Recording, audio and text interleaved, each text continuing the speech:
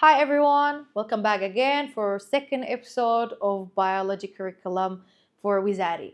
So we studied about the type of tissue and we know now we have four types of tissue: muscle tissue, epithelial tissue, nervous tissue, and connective tissue. And we talked about each one of them in details. Today we're going to start with another level, we call it organ and organ system level. Let's see. Before I start anything, look here. A cell alone, like muscle fiber, when we say fiber, we don't mean something else. We mean cell here. We're going to talk about this more in section 3.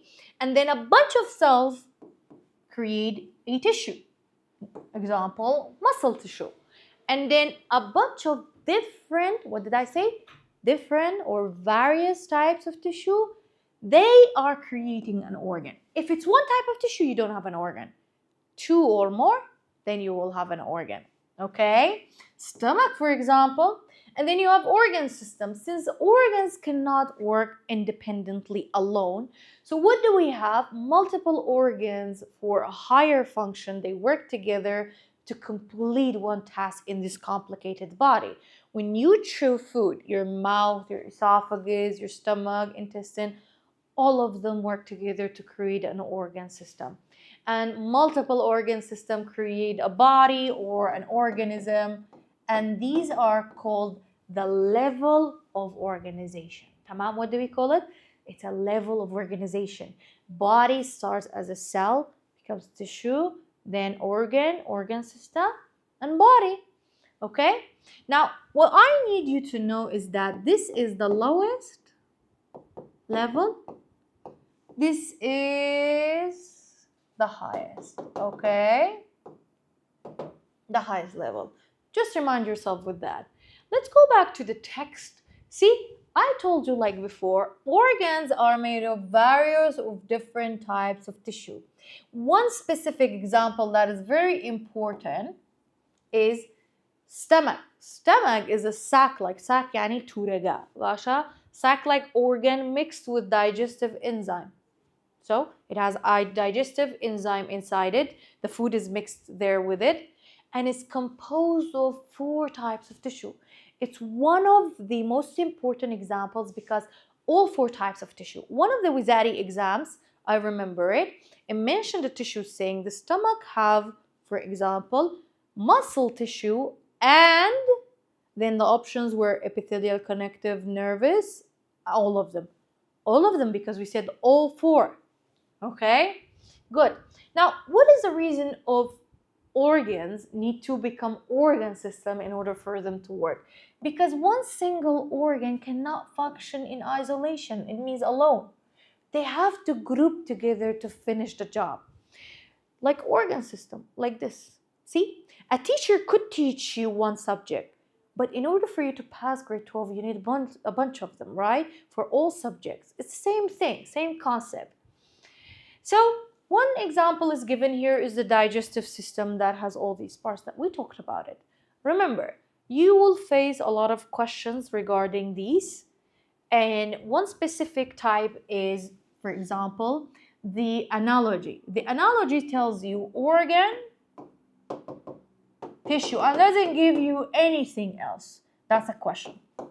Yalla, find the answer. A, tissue, organ. B, cell, tissue. C, organism, organ, system.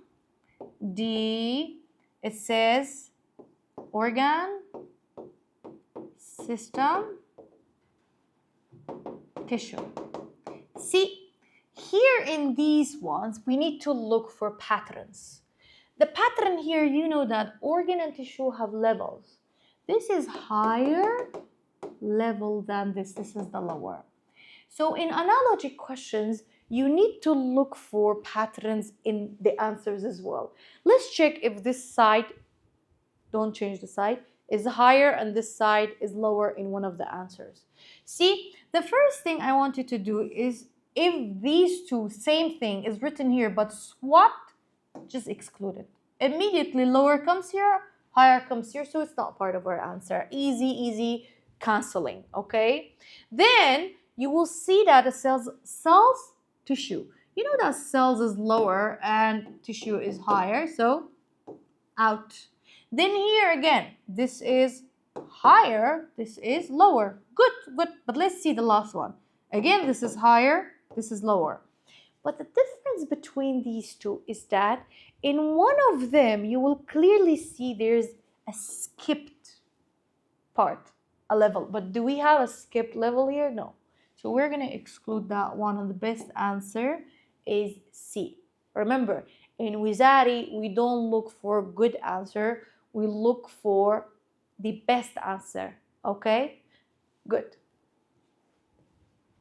Now, there's like a table that I took it from the book, but it's just for information. You can look at all the organ system present in the body of a human, which is 11. And sometimes they say 12 because they separate the male and female organ systems. We have a topic that I am mostly interested in, this topic, and I like it. It's called integration of organ system. Now, integration means working together, like integrated, like their things are tangled together. We cannot do it without each other. So when you say integration, it says in the book it's higher level than organ system. What's that supposed to mean? See, in integration, two or more organ systems comes and work together because they can't do it separately. For instance, you're eating food, food is ready, digested, ready to take into the cells, but the digestive system is only able to digest it. Who is going to take it to the body cells that are away, that are in your hands and feet and in your brains? They're far, far away. So another organ system comes to rescue you, which is the circulatory system. Circulatory system takes it from the digestive, gives it the whole body. So this is integration. One of them performs something, the other completes it, or they work together at the same time. Okay? And since it is not one organ system alone, we considered higher level. In options of Wizari, if they brought you any examples that are considering integration, it's considered higher than an organ system working alone. For instance, if I say that digestive system digested food, okay, it's a very high level. But if I say digestive system digested food and circulatory system, I mentioned two of them, distributed through to the cells, this is higher than the other one. Okay, that's one. Okay, so there is sometimes an organ, instead of two systems working together, an organ becomes part of two systems. We call this integration of organ. Okay, a common organ becomes part of two systems. Okay, we mentioned the organ and we mentioned the system, but in case of the integration of organ system, it's only the two systems. Let me give you an example. See, a pancreas is working, it's like a double agent working for digestive system by creating digestive enzymes, and it's also working with the endocrine system by creating hormones. Okay, this is an agent working for two systems. The system might not have their close relation, but this one becomes a common factor between them. That's what we call integration of organ.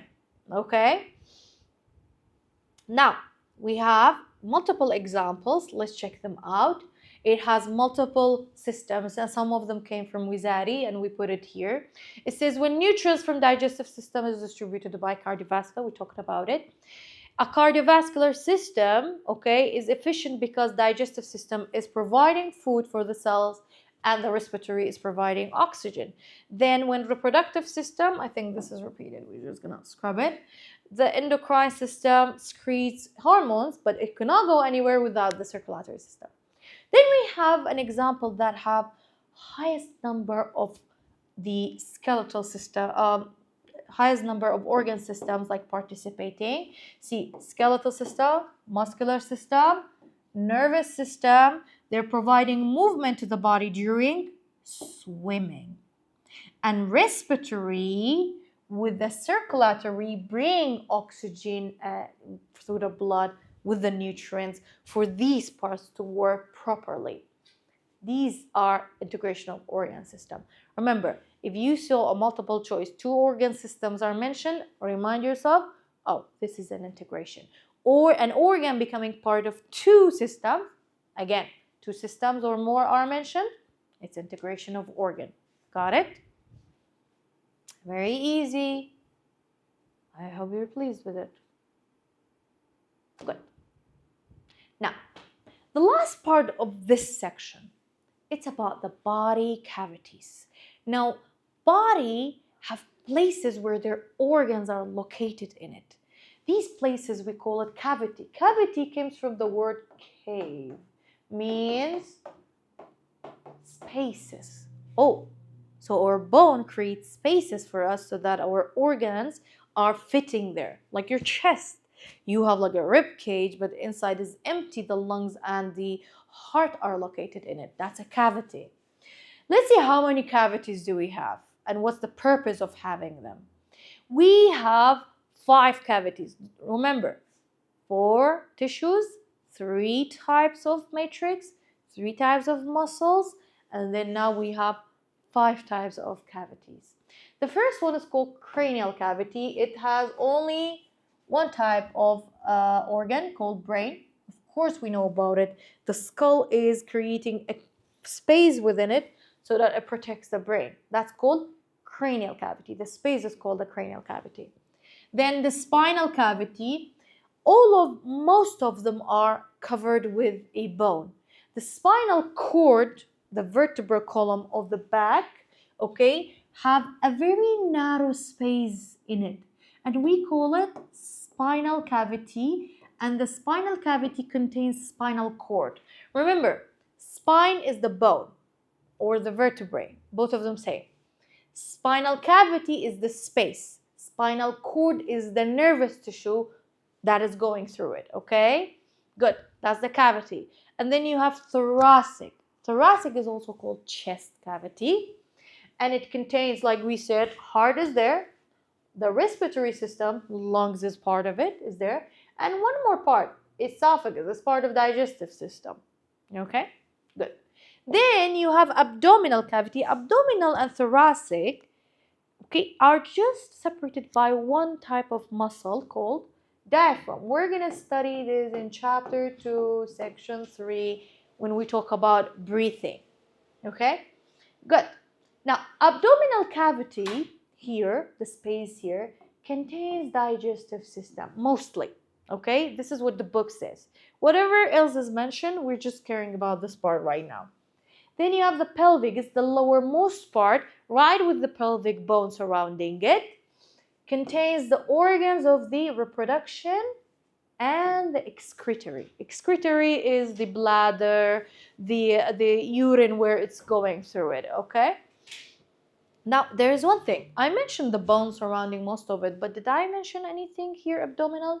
Yeah, the spinal cord runs like along here, but the abdominal from this part mostly is exposed. There's reasons why it's exposed, by the way, okay? Now, it's exposed because it's for movement. How could you bend if you're like having bone here? No. And how could females become pregnant? They can't. And when you eat, where is the space come for areas of your organs to expand and fit those food? All because we don't have a bone. So the benefit of not having bone in your abdominal is for movement, for expanding during eating, and for pregnancy, okay? And then I wrote some extra notes here saying central nervous system, which is spinal cord and the brain, are located in these 2, if they asked you where they are located. And then we talked about diaphragm that separates thoracic, abdominal. By the way, if they asked you what is the upper compartment means part, okay, that is separated by diaphragm is thoracic. If they said lower, it's abdominal, okay? The purpose of having these spaces within the body that has organs within them is to protect your organs, like brain and spinal cord and chest. They all surround very, very delicate and vital organs that if something happens to them, you will die. And permit organs like lungs to expand. Even the cavities are like spacious enough and they are like flexible enough to let things move within them, unlike even the cavity of the abdominal allowing pregnancy to happen. This was it for our first section. Congratulations if you got to here. We finished our first section in first chapter. So without further ado, let's go to the second chapter. Second section. So without further ado, we're going to continue from section 2 of chapter 1. Section 2 is about skeletal system. The skeletal system, as we all know, is bones, okay? That's what we've learned. Now, an adult, this is a key word. If it says adult, that means like it's different in the children. Consists of about 206 bones. Like, I touched it, sorry. So the bones are organized as internal frameworks. See, you don't see bones outside, so they're inside. We call it internal. And it creates a shape that all your muscles are lying on it. And that's how you look. If somebody's bone is deformed, you will see them. Like, for example, if their bone is like this, the whole shape of their body is changing. So it creates a frame, and it's from inside, so we call it internal framework. And we call it a skeleton, like Bob in our school, okay? He's our certified skeleton. Not only that, not all bones are the same. They're coming in various sizes and shapes. Why? Because each one of them have a different function. In biology, function and shape are related. If you have a certain shape, it's for a purpose. It's not for like in vain. Everything is perfect. It's perfectly created. So let's start like this. Skeletal system is made of two subsystems. See, we have axial and then appendicular. Axial, the central axis in your body, okay? And then you have appendicular. It comes from like the appendix or like the limbs. That's what it means, okay? Limbs means arms and legs. So mostly the bones that are in your arms and legs are located there, while everything that is in the center located on this side. This is very nice diagram that is color-coded. The purple parts are all the axial, If you have like a droid, everything is gonna run through it. You see that? Good. Now, how many things are running through that? This is the skull. That's from axial skeleton. So this is axial. Let me not write it. And then I see this bone. It's called sternum. Sternum is bound to the ribs, so ribs is considered, and the rib cage is also axial. Then you clearly see your spinal cord, okay? All the spines are axial. Check this out. Skull, ribs, spine, sternum. 4. Anything else, dump it to this side, okay? Again, skull, ribs, spine, sternum. But that doesn't mean we're not going to memorize it. We're going to memorize every single part of these, okay? Now, every bone is important. We're going to talk about it. We're going to mention it multiple times in this section and the next section. So every single student needs to memorize it. However, I'm going to help you to memorize it easier. So the first part that we have is the skull. Skull is made of 3 types. How many types? 3 parts. How many parts? 3. Let's not forget it. The part here is called cranium. The upper jaw here considered is called maxilla. And then the lower jaw is mandible. So cranium, maxilla, mandible. Good. You memorize 3 of them. Then it comes to your spine. See, the spinal cord, I don't see it well in this picture, but let's see. I'm going to repeat it when we go to the other one. Then it comes the parts of the spine. The spine is like even located between, like behind the rib cage. But we're going to talk about the 3 parts that are visible for us here and here. This is called the cervical. Cervical, anything related to neck, we call cervical. Okay, and then lumbar, this is where most people have like inzilaq and so stuff, they have problems here. And then the last part that is between the two pelvis, it's called sacral. Okay, so the upper part near your neck, cervical vertebrae, then the one like behind it in your small waist, it is called the lumbar. Then on the lowest part of the bone, that most of the bones are joined together, it's called the sacral. Mind you, we have 206 bones because most of our bones that we had during childhood, they join together, just like the sacral area. This was the spine or the vertebrae of a person, and we talked about the skull. Now let's talk about this area. Area is made of two things. This part that looks like a tie, it's called sternum or breastbone. The heart is right behind it.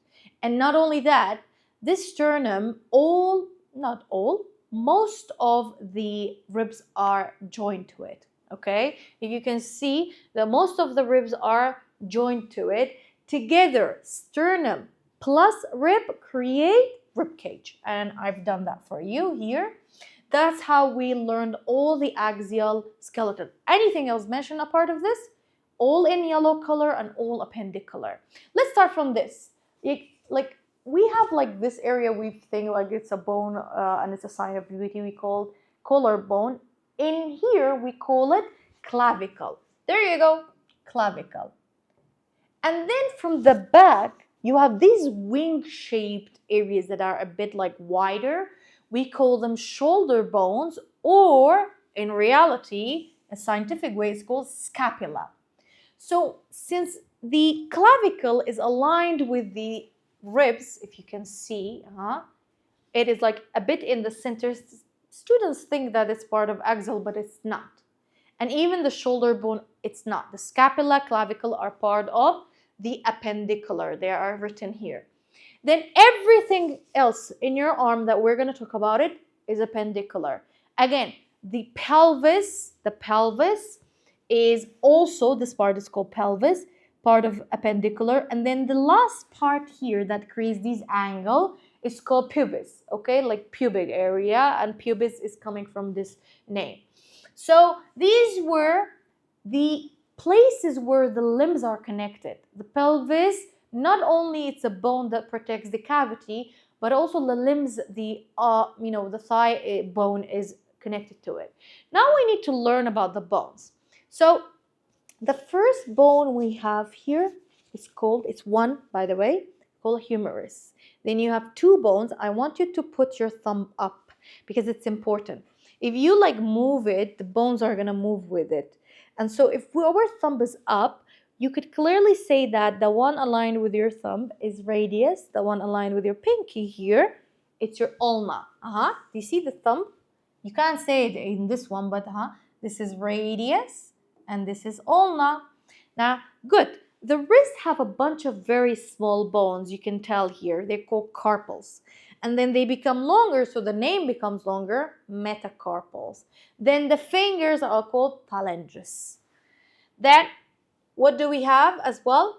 We have the biggest bone of your body, the thigh bone. It's called femur. Below the femur, there is a joint, okay, created with two other bones. These small ones on top called patella, the kneecap. It's protecting your knee when you're like falling down. And then the bigger one in the front, we call it tibia. So again, femur, patella, the small ones, and tibia. Behind the tibia, there's like a bit slimmer type, this one called fibula. The fibula. Got it? Fibula. Femur, patella, tibia, and fibula. I did not mention fibula because it's not part of the knee, and we're going to study that in the next section. More like in the end of this section, actually. Okay, here you have a bunch of smaller bones again. Instead of calling carpals like the one here, we call it tarsals. They look similar. And then tarsals become longer here, and they're creating metatarsals. Then the fingers or the toes, both of them have one name called phalanges. Let's repeat it one more time. It's very important to repeat it. The skull, the rib cage, okay? But these are made of parts. And then your spine. These are axial skeleton. The skull is made of 3 parts: the cranium, the maxilla, mandible. The spine is made of 3 area. Actually, it's 4, but 3 are visible, and we study 3. The cervical, lumbar, and then last part, the sacral. And then we have the rib and the sternum together, they create rib cage. In the arm, 2 things are connecting arms to the body: clavicle and scapula mainly. And then the arm starts with 1 bone called humerus. Then you have radius, ulna, carpals, metacarpals, phalanges. Again, pelvis, pubis, and then you have femur, biggest one, the kneecap here, and then of course the tibia behind it, fibula, bunch of smaller bones called tarsals, then metatarsal, then when it becomes toes, it becomes phalanges. These were the bones. Every single one of you should memorize it. And this is a little exercise for us to, solve it, and I want you to practice on it. If you have a phone, you can screenshot it and try to do it, or download anything that is going to work for you. If you have the malzama, better yet, you can practice. And I did not color code it so that you can find it. Now, the bone. Since we talked about bone, shouldn't we know why we have bone and what they're doing? 3 of these functions the bone have is like something that everybody would know, even like a kid, and 2 are new for you. So the first thing we should know that the bone is creating a rigid framework for muscles to pull on. So muscles, if they didn't have something that rigid and that firm, how could they attach to it and move it? The body would have been like a pool of jelly if it was just meat and flesh and other type of tissues. So it's good that we have this. Another thing, gives shape. The shape of your bone is the shape of you. If you have a deformed bone, we said this, you have a deformed shape. So it gives you shape. And not only that, it supports and protects delicate organs. Didn't we say that? Didn't we say that it supports and grabs it and things attached to it? At the same time, the spine, the cranial cavity that's surrounded by skull, it's protecting brain, protecting the spinal, and also protecting delicate organs all over the body. So remember, rigid framework gives us shape, and then we have protection and support by it. Example is the rib curves in order to give space for these organs that are moving mostly, and it protects them at the same time. Oh, these 2 are new. So let's change color for the occasion. One of them is a storage. Just like how you have a storage area for things to store in your house, the bone acts the same way for the body, but for 2 reasons. Okay? Actually, 1 reason, but 2 things is mentioned here. It's storing mineral ions. One of them is calcium and phosphorus. Now, the metabolic activities and the chemistry of the body is actually needing a lot of ions.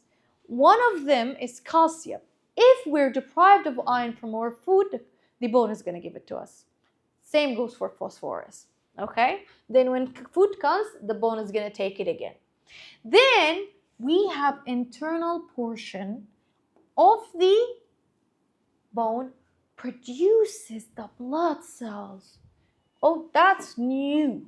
Okay? New for you, not me. Okay? See, white blood cells, red blood cells, platelets that you know about it and it's in the blood. Actually, the blood doesn't make it, the heart doesn't make it, like how some students think. It is the bone and the inner part of the bone that creates it. So this is the question. I've already answered it. You can like have 1 general name for them, calling it blood cells. It's the same thing. Then it says, despite their number and size, bones make up less than 20% of the body mass. And the answer is because of the structure. And this is what we're going to talk about it. See why the bone only makes up about 20% of the body. What's the reason? How does it look like? How is it growing? How is it developing? We're going to talk about all of this in our next episode. Thank you for joining me, and you're welcome. Have a nice day.